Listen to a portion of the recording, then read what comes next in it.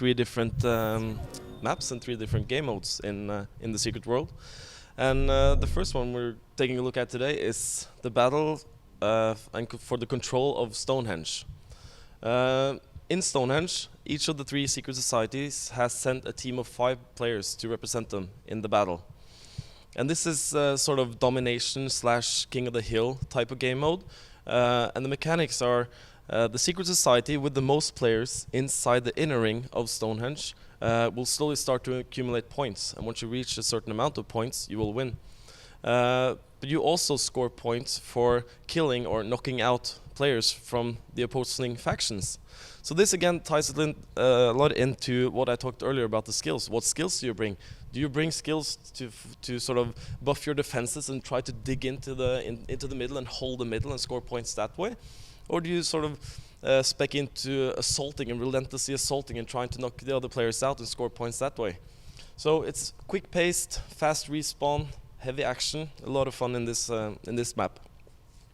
The next location that we're taking a look at today is the lost city of Shambhala, which is located in the Himalayan mountains. It's a really beautiful playfield. Cue epic reveal. This is our ranked arena game mode, where players sign up with pre-made teams and are matched up against other teams with a similar rating. So this is all about sort of playing the leaderboards, trying to climb the ladder to represent your faction in the best way possible, but also for good rewards. The mechanics in the playfield it's fairly simple. It's a deathmatch where the last man standing kind of game mode. But there's a lot of prestige in this, like what skills do you bring and flavor of the month and how do you counter the flavor of the month build and stuff like that. And yes, you can knock players off from that edge and watch them fall to their impending doom. It's a lot of fun. The last game mode that we're taking a look at today is the battle for El Dorado.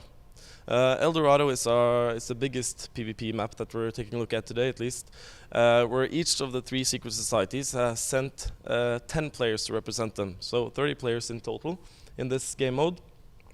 And here it's all about fighting for the control of these 4 ancient magical idols.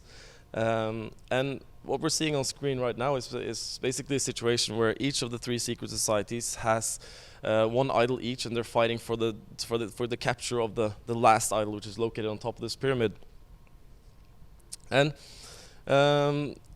the mechanics here are somewhat comparable to capture the flag, but there's a twist to it.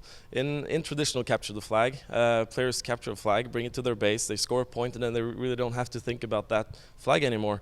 But in this game mode, players have to hold on to these idols to slowly accumulate points. If any of the 3 secret societies control all 4 idols, the game is over and they win. What's cool about this is that usually PvP maps are symmetrical, but that's not the case here. There are some bases that are easy to defend, some that are hard to defend.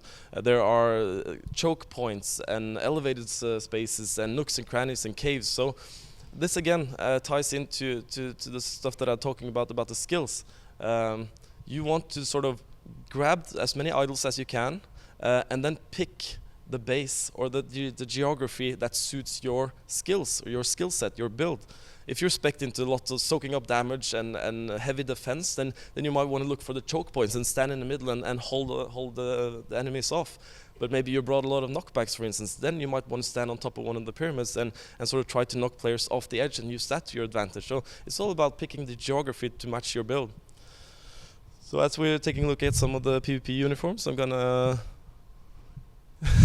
yeah, we're in PvP players are using uniforms, and that's basically what we saw now. First the Templars, that was the Dragon, and finally the Illuminati. With that, yeah, okay. Then lastly, we're going to take a look at a video that sort of explains or shows the scope of the game in total.